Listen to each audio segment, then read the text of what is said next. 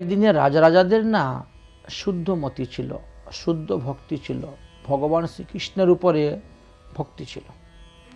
আপনি রামায়ণ দেখেন, মহাভারত দেখেন, ভাগবত দেখেন, দেখবেন যে আগের দিনে রাজারা রাজকার্য পুত্রদের উপর ভার দিয়ে তারা বনে চলে যেতেন হরিভজন করার জন্য। বুঝেছেন? হরিভজন শেষ জীবনটা তারা প্রচুর পরিমাণে ভজন করে ভগবান পদপদ্ম লাভ করে ভগবত ধামে চলে যেতেন। বুঝেছেন? আগের রাজারা এইভাবে ছিলেন। তাই তার মধ্যে একজন রাজার জীবনী কথা বলতেছেন, সেই রাজার নাম ছিল জয়মল্ল রাজা। হরিভক্তি এই ভক্তমাল গ্রন্থেতে সেই রাজার জীবনী কথা তুলে ধরেছেন। রাজার নাম হয়েছে জয়মল্ল। জয়মল নামে এক রাজা শুদ্ধমতি, অনির্বচনীয় তার কৃষ্ণতে প্রীতি। এমনভাবে তার কৃষ্ণ ভক্তি ছিল যার কারণে এই গ্রন্থেতে তার চরিত্র কথা তুলে ধরেছেন। ভক্তি অঙ্গ যাজনে সে সুধীর নিয়ম, ভক্তির অঙ্গতে একেবারে পাকাপোক্ত নিয়ম। পাষাণের লেখা যেন নাহি বেশি কম, পাথরের মধ্যে খোদাই করা লেখা যেমন কম বেশি হয় না, ঠিক তেমনিভাবে তিনার নিয়মও সেইভাবে ছিল। একইভাবে একই নিয়মে প্রতিদিন ভগবানের সেবা পূজা করে যেতেন। যেমন আমাদের রঘুনাথ দাসগোস্বামী পাদের নিয়ম এরকম ছিল, পাষাণের লেখা, পাথরের লেখার মতো নিয়ম ছিল। প্রতিদিন 2000 বৈষ্ণবের নাম উচ্চারণ করে দণ্ডবোধ করতেন সাষ্টাঙ্গে। চিন্তা করতে পারছেন? হ্যাঁ, তাহলে পাষাণের লেখা না? তারপরে গ্রন্থ রচনা করা, তারপরে গিরিরাজ পরিক্রমা করা, তারপরে লক্ষ লক্ষ হরিনাম করা, এইভাবে। তো এই জয়মল্ল রাজার ভগবান শ্রীকৃষ্ণের প্রতি খুব নিষ্ঠা ছিল, শ্রদ্ধা ছিল, ভক্তি ছিল। তিনি রাজা হওয়া সত্ত্বেও কোনো চাকর পাকর দিয়ে ভগবানের সেবা পূজা করাতেন না। তিনি নিজের হাতে ভগবানের সেবা পূজা করতেন। শ্যামসুন্দর নাম তার এক শ্রী বিগ্রহ, ঘরেতে শ্যামসুন্দর ভগবান শ্রীকৃষ্ণের শ্যামসুন্দর নামে বিগ্রহ ছিল, সেই সেবাতে তিনি রত। তাহে প্রসন্ন নাহি জানে দেবী দেবা, উনি অন্য কোনো দেবদেবীকে জানেন না, অন্য দেবদেবীর পূজাও করেন না, অন্য দেবদেবীর স্তুতিও করেন না, অন্য দেবদেবীর প্রসাদও খান না, অন্য দেবদেবীর নিন্দাও করেন না। একমাত্র কৃষ্ণতেই, শ্যাম সুন্দরেতেই তাহার খুব নিষ্ঠা এবং ভক্তি ছিল। 10 দণ্ড বেলায় তাহারও সেবা নিযুক্ত, তাকে সদা ধীর নিয়ম হয়। 10 দণ্ড, 1 দণ্ড সমান 24 মিনিট। প্রতিদিন সকালে 10 দণ্ড পর্যন্ত ওনার ঠাকুর সেবা, তারপরে গিয়ে রাজকার্য। ঠাকুর সেবা না করে তিনি রাজকার্যে যেতেন না, রাজ্যে বসতেন না।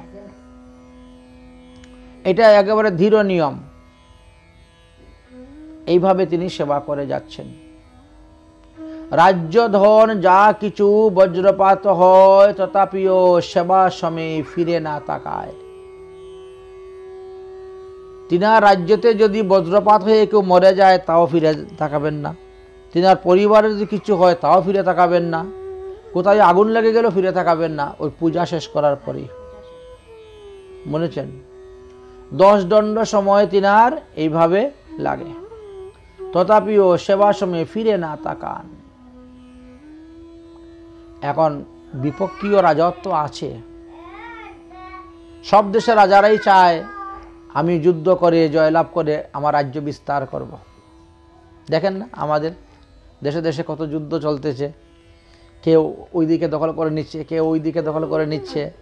দখল করার জন্য সব উঠে পড়ে লেগেছে। তখন ছিল, আগেও ছিল এটা। এখন বিপক্ষীয় রাজা চিন্তা করলো এই তো সুযোগ, সকালবেলা 10 দণ্ড সে পূজাতে থাকে, বেরোয় না রাজা, এই সময়ে গিয়ে আমি যুদ্ধ যদি করি তাহলে অনায়াসে তার রাজ্য জয় করতে পারবো। উনি তো বেরোবে না যুদ্ধ করতে, সুতরাং এটি আমার সুযোগ। দেখেন বিপক্ষীয় লোক কিভাবে সুযোগ খুঁজে ঘুরে বেড়ায়। ঠিক আছে, প্রতিযোগী রাজা ইহার সন্ধান জানিয়া সেই অবকাশে আইলা যুদ্ধ হানিয়া। একেবারে সে যুদ্ধ শুরু করে দিয়েছে, শুরু হয়ে গেছে যুদ্ধ। রাজার হুকুম বিনে সৈন্য আদিগণ যুদ্ধ না করিতে পারে, করে নিরক্ষণ। মহারাজ মহারাজ, আপনার রাজ্যে শত্রুপক্ষ প্রবেশ করেছে, সমস্ত প্রজাদেরকে মেরে বাড়িঘর জ্বালিয়ে পুড়িয়ে দিচ্ছে, জায়গা দখল করে নিচ্ছে। রাজা তো কিচ্ছু বলে না, আদেশও দেয় না, যাও তোমরা যুদ্ধে যাও, আমি আসতেছি পূজা শেষ করে। না, সেই কথাও দিচ্ছেন না। রাজার আদেশ না দিলে সৈন্যরা যুদ্ধ করবে কেমন করে? সেনাপতি বসে আছে, সৈন্য সব বসে আছে বাইরে যুদ্ধের জন্য, তারা প্রস্তুত নিয়ে আসে যুদ্ধের, কিন্তু রাজার আদেশ ছাড়া তো যুদ্ধ করতে পারবে না। যুদ্ধ না করিতে পারে, করে নিরক্ষণ। বিপক্ষীয় রাজা রাজ্যেতে প্রবেশ করিয়া একেবারে যুদ্ধ করতে করতে একেবারে রাজবাড়িতে এসে উপস্থিত হয়ে যাচ্ছে। চতুর্দিকে শত্রুপক্ষ ঘেরাও করে নিয়েছে। ক্রমে ক্রমে আসিয়া গড় বেরি রিপুগণ, তথাপিও তাহার কিঞ্চিত নাহি মান। ডর নাই, ভয় নাই, উনি উনার মতনই ভগবানের সেবা পূজা করে যাচ্ছেন, সেবা পূজা করে যাচ্ছেন। এখন সৈন্যদের কথা শুনছেন না, সেনাপতির কথা শুনছেন না, তখন রাজার মা নিজে আসলেন। মাতা তার আসি করি উচ্চ ধ্বনি, উদ্বিগ্ন হইয়া যে মাথায় কর হানি। আরে বাবা, তুই কি করছিস রে? ঠাকুর ঘরে বসে আছিস, তাড়াতাড়ি বেরো রে, তাড়াতাড়ি বেরো। মাথায় হাত দিয়ে হানি দিয়ে, দেখ তোর রাজ্য দখল করে নিচ্ছিস, চতুর্দিকে শত্রুরা ঘেরাও করে নিয়েছে, সর্বনাশ হয়ে গেছে। মাথা হানি, সর্বস্ব লইয়া আর সর্বনাশ হইল, তথাপিও তোমার কিছু ভ্রুক্ষেপ নাহিল। তোমার সব ধন সম্পত্তি লুট করে নিয়ে যাচ্ছে শত্রুপক্ষরা, আর তুমি ঠাকুর ঘরে বসে ঘন্টা বাজাচ্ছ, ঠাকুর পূজা করতেছ। হ্যাঁ, তোমার একটুকু কোনো আক্ষেপ হচ্ছে না? জয়মল কহে, মাতা কেন দুঃখ করো? ও মা, তোমার কি মাথা খারাপ হয়েছে? হ্যাঁ, কেন তুমি দুঃখ করতেছ? কেন এত চিন্তা করতেছ? যে দিবে সেই লবে, তাতে কি হইব? আমি কি রাজ্য নিয়ে এসে জন্মগ্রহণ করেছিলাম? যে আমাকে রাজ্য দিয়েছে সেই আমার রাজ্য নিয়ে যাচ্ছে, শেষ। সুতরাং আমাকে শান্তিমতে সেবা পূজা করতে দাও, যা হওয়ার হোক। যেই দিল সেই লয়ে, তাহাতে কি করিব? সেই যদি রাখে তবে কে লইতে পারে? একটা কথা বলি, যেমন রাখে হরি মারে কে, এই কথাই, এই কথাটাই এখানে ঘুরাইয়া বলছেন। সে যদি রাখে তবে কে লইতে পারে? ভগবান যদি ইচ্ছা করেন তাহলে আমার রাজ্যের কিছু সুই পরিমাণ ভূমিকেও নিতে পারবে না, দখল করে কিচ্ছু করতে পারবে না আমার। অতএব আমাকে আমার নিয়ম অনুসারে সেবা পূজা করতে দাও। তিনি এই কথা বলেন নাই যে তোমরা যাও, ওদেরকে পাঠাও যুদ্ধে, আমি পরে আসবো। না, আমরা কিন্তু তাই করি, কিন্তু না, কিরকম নিষ্ঠা দেখান। এক কথায় তিনি বসে আছেন আর ভগবানের পূজা করতে শুরু করেছেন। ভগবান তারই নিষ্ঠা দেখিয়া আর স্থির থাকতে পারলেন না। ভগবান তখন নিজেই সেনারূপ ধারণ করে ঘোড়ার উপরে উঠে যুদ্ধ করতে রওনা। চিন্তা করতে পারছেন? অতএব আমার সবার উদ্যমে কি করে, সে যদি রাখে তবে কে লইতে পারে। আমরা উদ্যোগ করে লাভ নেই, সে যা ইচ্ছা করবে তাই হবে। শ্যামসুন্দর হেতা ঘোড়াতে চড়িয়া যুদ্ধ করিবারে গেলা অস্ত্র ধরিয়া। স্বয়ং ভগবান তখন ঘোড়ার পিঠে উঠে অস্ত্র ধারণ করে গেল আনা যুদ্ধ করতে। একাই ভক্তের রিপু সৈন্যগণ মারি আসিয়া বান্ধিল ঘোড়া আপনে দেওয়ারে। এইবার ভগবান গিয়ে যুদ্ধ করলেন, যুদ্ধ করে বিপক্ষীয় সৈন্য সবকে মেরে দিলেন, মেরে দিয়ে ঘোড়াকে এনে আবার ঘোড়াশালায় বেঁধে রেখে দিলেন। রাজার যে ঘোড়া, সেই ঘোড়াকে সেবা সমর্পণে রাজা নিকষিয়া দেখে ঘোড়ার সর্বাঙ্গে ঘাম, শ্বাস ঘন বহে। সেবা পূজা শেষ হয়ে গেছে, এবার রাজা বেরোইয়া দেখেন ঘোড়াশালার ঘোড়া শ্বাস ঘন বসছে ঘোড়ার, আর সমস্ত গায়ে ঘাম ঝরে পড়তেছে ঘোড়ার। কি ব্যাপার, ঘোড়া কোথায় গিয়েছিল? এই কি শ্বাস ঘন বহে। জিজ্ঞাসা হে মোর অশ্ব সোয়ারি কে কইল, মন্দিরের দ্বারে আনিয়া কে বান্ধিল? এবার রাজা জিজ্ঞাসা করতেছেন যারা ঘোড়াশালার রক্ষক, এই আমার ঘোড়াতে কে বসেছে রে? আমার ঘোড়া নিয়ে কে ঘুরতে গিয়েছে? রাজার ঘোড়া তো অন্য কেউ বসতে পারবে না, সাহস। আমার ঘোড়া নিয়ে কে কোথায় গিয়েছিল? ঘোড়ার গায়ে দিয়ে ঘাম পড়তেছে, ঘোড়া ঘন ঘন শ্বাস ফেলতেছে, আর ঘোড়াকে আমার মন্দিরের সামনে এনে কে বাঁধলো? কে বাঁধলো?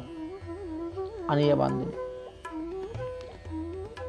তখন তারা কি বলছে, আমরা নাহিকে জানি কখন কে আনিল।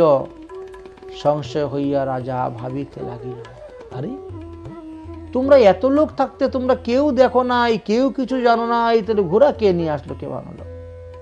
সৈন্য সামন্ত সব চলিল যুদ্ধতে, মুগ্ধ স্থানে গিয়া দেখেন শত্রু যত সৈন্য রণসজ্জায় শুইয়া আছে, মাত্র এক ভিন্ন।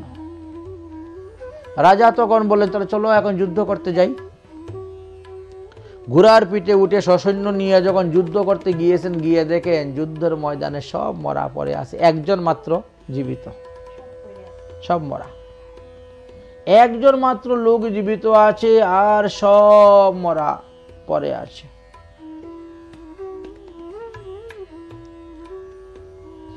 প্রধান যে রাজা, সেই শেষ মাত্র আছে, বিস্ময় হইয়া তিহু কারণ কিছু পুছে।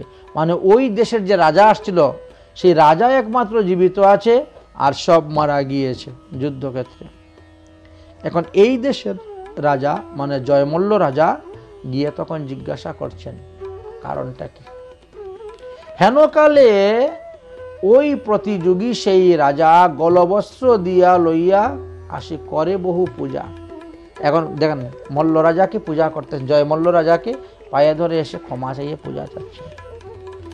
আসিয়া জয়মল্ল রাজার অগ্রেতে নিবেদন করে কিছু করি জুড়ো হাতে।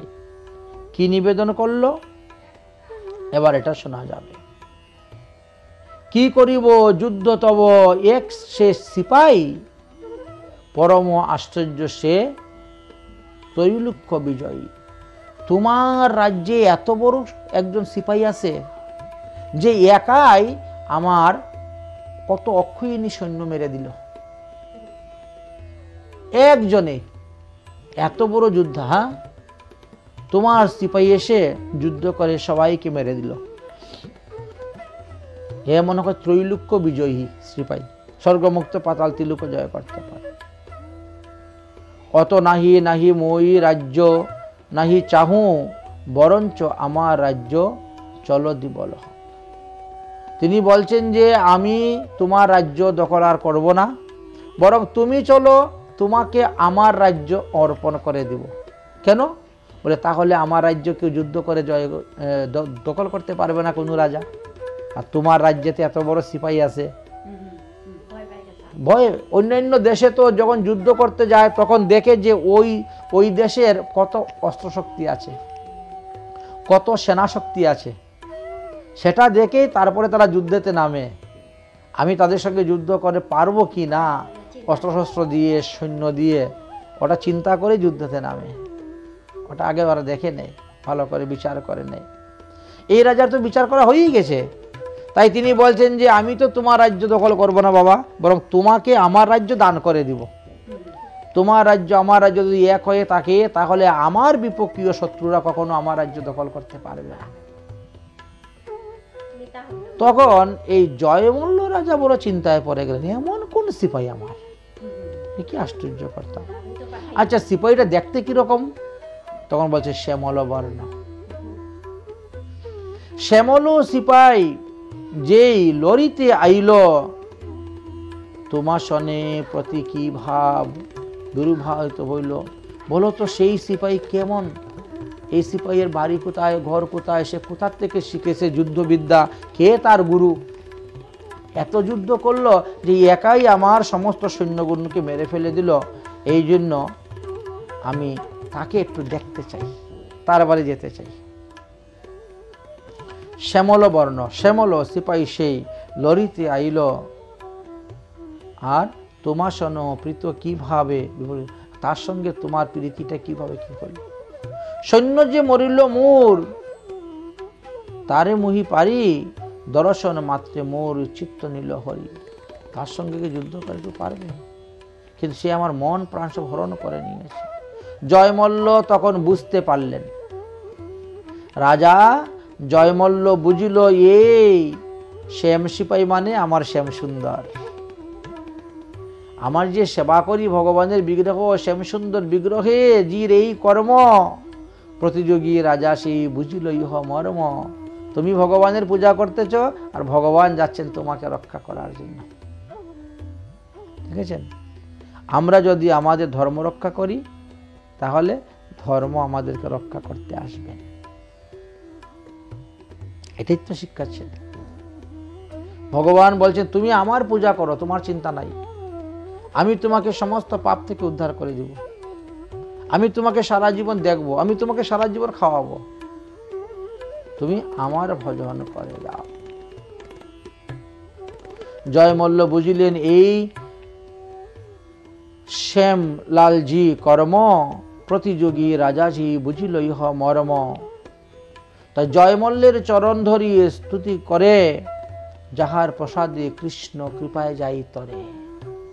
এই রকম রাজার চরণ ভজন করলে আমরা তরে যাব, কারণ কৃষ্ণ ভক্ত তিনি। কৃষ্ণ ভক্ত যে কুলে জন্মগ্রহণ করুক না কেন, তার দামই আলাদা, তার মহিমাই আলাদা। যাহার প্রসাদে কৃষ্ণ কৃপায় যাই তরে। আমরা যদি ভক্তের সেবা করি, তাহলে ভক্তের কৃপাতে আমরা উদ্ধার হয়ে যেতে পারি। তাহা সবার শ্রীচরণে শরণ আমার, শ্যামল সিপাহী যে করেন অঙ্গীকার। তাই ভগবান দেখেন শ্যামল সিপাহী রূপ ধারণ করে গেলেন, গিয়ে রাজাকে রক্ষা করে দিলেন, রাজ্য রক্ষা। অতএব ভগবানকে বিশ্বাস করো, ভগবানে আত্মসমর্পণ করো। ভগবান আছেন, তিনি আমাকে খাওয়াবেন, তিনি আমাকে রক্ষা করবেন। আমরা যদি তার সেবা করতে পারি তাহলে যথেষ্ট। এই জন্য ভগবানের সেবা পূজার কথাই বর্ণন করে গেলেন।